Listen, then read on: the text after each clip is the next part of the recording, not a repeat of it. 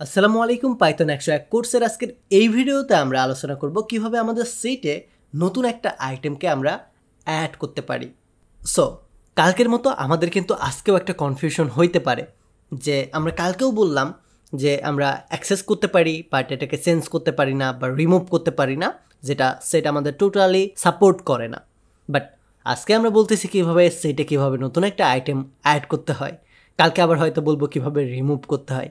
Yes, you R right, কারণ আমরা জানি সেটা অফিসিয়ালি হয়তো অ্যাড বা রিমুভ করার কোনো মেথড দেয় নাই, বাট হয়তো বা এমন কিছু আছে যেটা দিয়ে আমরা অ্যাড বা রিমুভ করতে পারবো, রাইট? সো এটা একটা ট্রিক্স, যে ট্রিক্সটা আমাদের W3 স্কুলস আমাদেরকে শেখাবে এখন। তো এটার জন্য আমরা কি করব? এটার জন্য ফার্স্টলি আমরা যাব অ্যাড সেট আইটেমে, এবং এই জায়গায় যদি আমরা ডকুমেন্টেশনে যাই তাহলে দেখেন আমাদের ইয়েলো ওয়ার্নিং দিয়ে বলতেছে আমরা যখন একবার সেট ক্রিয়েট করব এটা কখনোই পরিবর্তন করতে পারবো না, বাট আমরা নতুন একটা আইটেমকে অ্যাড করতে পারবো। সিম্পল। সো এই নিয়মটা যদি আমাদের মাথায় থাকে তাহলে আমরা এই দুইটা মেথড ফলো করব। প্রথম মেথডটা হচ্ছে অ্যাড নামে মেথড, এটা দিয়ে আমরা কোনো একটা নতুন আইটেমকে অ্যাড করতে পারবো। এবং এইটার পরে আমাদের আরও একটা মেথড আছে, এটা হচ্ছে আপডেট মেথড, যে মেথডটা দিয়ে আমরা একটা পুরো সেটকেই অন্য আরেকটা সেটের ভিতরে অ্যাড করতে পারবো।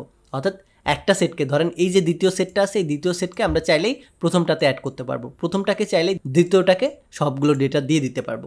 এই দুইভাবে মূলত আমরা আমাদের নতুন আইটেমকে অ্যাড করতে পারবো। সো এটাকে আরও বিস্তারিত জানার জন্য আমাদের টপিকটাকে জাস্ট কপি করব এবং আমরা একটা কমেন্ট করে ফেলবো। ওকে, অ্যান্ড আমরা আমাদের আগের কোডগুলোকে জাস্ট রিমুভ করে দেব বা কমেন্ট করে রাখবো।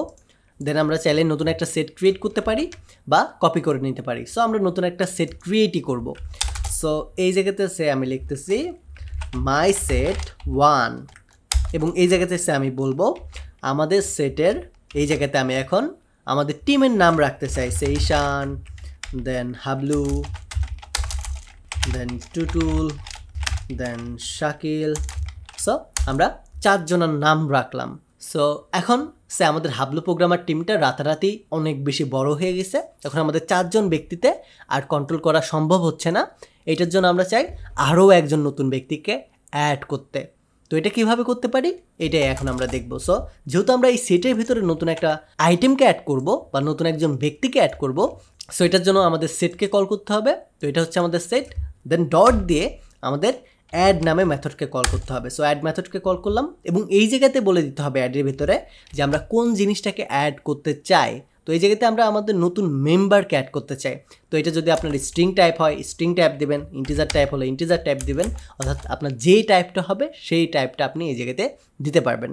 সো আমি স্ট্রিং টাইপ দিব যেহেতু আমাদের টিমে একজন মানুষের নাম অ্যাড করতে চাই, রাইট? সো এটার জন্য আমাদের স্ট্রিং টাইপ দিতে হবে। সো এখানে আমি বলবো নতুন নাম হিসাবে জয়েন করলো টিপু।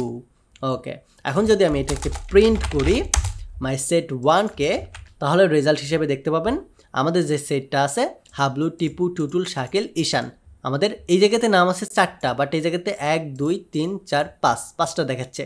তো আমাদের নতুন করে টিপু নামে দেখেন এই নামটা কিন্তু অ্যাড হয়েছে, বাট আমরা জানি এই জিনিসটা আমাদের অর্ডার অনুযায়ী থাকে না, এটা এলোমেলো থাকে। সো এটার জন্য নামগুলো এলোমেলো আসতেছে। সো এটা কোনো ব্যাপার না, বাট আমরা আমাদের সেটের ভেতরে যে নতুন নাম অ্যাড করতে পারছি এটাই অনেক আমাদের জন্য, রাইট? সো এই নামটা অ্যাড করার পরে এগেন আমরা একটু নিচে যাব, নতুন আরও একটা কমেন্ট করব, বা নিচে গিয়ে আমরা এগেন জাস্ট যে আপডেট নামে মেথডটা আছে এই আপডেট মেথডটা ইউজ করব। সো আমাদের যে আপডেট মেথডটা আছে এটা ইটারেবল অবজেক্ট। সো এখন অনেকের আবার কোয়েশ্চেন হতে পারে ইটারেবল অবজেক্টটা আবার কি? সো এইটার ভিতরে মেনলি আমরা ট্রাপল টাইপ, লিস্ট টাইপ বা ডিকশনারি টাইপ যে কোনো ডেটা অ্যাড করতে পারবো। অর্থাৎ আমাদের যে একটা সেট আছে এই সেটের ভেতরে আমরা চাইলেই নতুন করে আমাদের লিস্ট টাইপ বা টাপল টাইপ ডেটা আমরা অ্যাড করতে পারবো, এতে কোনো প্রবলেম হবে না। এটার জন্য জাস্ট আমাদের যে আপডেট মেথডটা আছে এই আপডেট মেথডটাকে কল করতে হবে, এবং কল করার পরে এটা যদি আমাদের লিস্ট হয় তাহলে লিস্টের নাম দিতে হবে, এটা যদি টাপল হয় তাহলে টাপলের নাম দিতে হবে, এটা যদি ডিকশনারিজ হয় তাহলে ডিকশনারিজের নাম দিতে হবে। দ্যাটস ইট, এতটুকুই। অ্যান্ড আরও একটা জিনিস হচ্ছে আমরা চাইলে এই আপডেট মেথডটা ইউজ করে আমাদের সেম টু সেম আরও একটা নতুন সেটকেও আমরা একসাথে করে দিতে পারি। বুঝতে পারলেন? অর্থাৎ দুইটা সেটকে একটা সেট বানাই দিতে পারি এবং সেই সাথে আমরা আপডেট মেথডটা ইউজ করে আমাদের আইটেমগুলোকে ইটারেবল করতে পারি, অর্থাৎ অন্য টাইপের ডেটাকেও এই সেটের ভেতরে অ্যাড করতে পারি। সো এটার জন্য আমি জাস্ট একটু নিচে যাব, যে গেছে কমেন্ট করব set update method. So update এটাকে লিখে রাখতেছি। ওকে, এখন আমরা আপডেট করব। কাকে আপডেট করব? আমরা চাইলে সেট 1কে কপি করতে পারি এবং এই জায়গাতে এটা নাম দিয়ে দিচ্ছি সেট 2। এই জায়গাতে আমরা ঈশান, হাবলু, টুটুল, শাকিল রাখার পাশাপাশি আমি আরও একটা সেট তৈরি করব। সেটের নাম হবে সেট 3 এবং এই সেট 3টা হবে আমাদের নতুন আরও একটা সেট।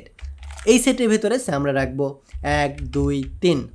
তো এখন আমি চাচ্ছি যে আমাদের সেট 2 এর সাথে সেট 3কে কানেক্টেড করতে, অর্থাৎ আমাদের আগের যে ডেটাগুলো আছে এই ডেটাগুলো তো থাকবেই, সেই সাথে আমাদের পরের যে ডেটাগুলো আছে নতুন আরেকটা সেটে সেই ডেটাগুলোকেও আমরা একটা সেটের ভিতরেই রাখতে চাই। মানে এরকম পরে পরে থাকবে 1 দেন 2 দেন 3 এইভাবে পরে পরে থাকবে, বাট আমরা এইভাবে অ্যাড করব না। আমরা অ্যাড করব আমাদের যে আপডেট নামে মেথডটা আছে এই আপডেট মেথডটা ইউজ করার মাধ্যমে।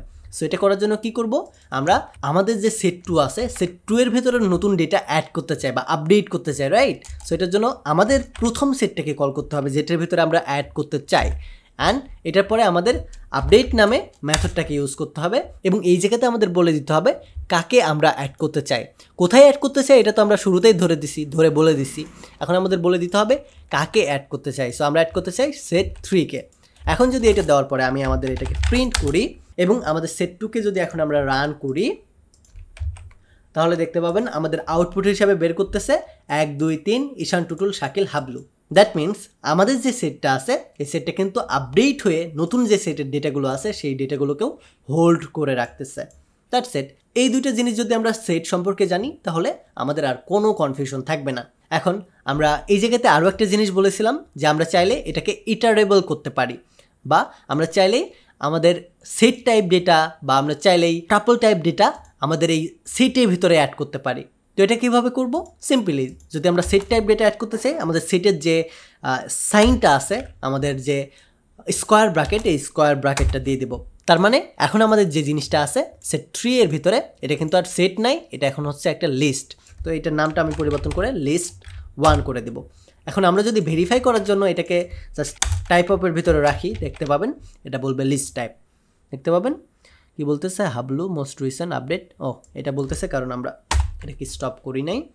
এখন যদি আমি রান করি দেখতে পাবেন এটার ক্লাসটা বলতেছে লিস্ট।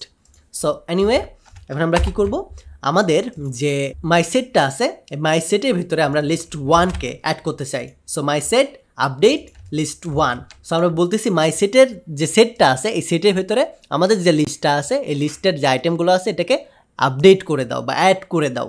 সো এটা দেওয়ার পরে এখন যদি আমরা মাই সেটকে বা মাই সেট 2কে কল করি তাহলে আমরা দেখতে পাবো আমাদের এই জায়গায় আমাদের যে লিস্টটা আছে এই লিস্টটা সহ আমাদের নতুন একটা সেট দেখাচ্ছে যেখানে 1 2 3 4 5 6 7টা ডেটা আছে। সো এইভাবে মূলত আমরা আমাদের অ্যাড বা আমাদের যে আপডেট মেথডটা আছে এই আপডেট মেথড ব্যবহার করে আমাদের সেটের ভেতরে নতুন কোনো ডেটাকে অ্যাড করতে পারি। সো এই ভিডিওটা এই পর্যন্তই থাকবে। এই ভিডিও সম্পর্কে যদি আপনার কোনো কনফিউশন থাকে তাহলে কি করবেন, কমেন্ট করবেন। আমাদের এই স্পেশাল পাইথন 101 কোর্সটি সফলভাবে আপনাদের উপহার দেওয়ার পেছনে স্টাডি মার্টের এআই কুইজ টিমের অনেক বেশি ভূমিকা আছে।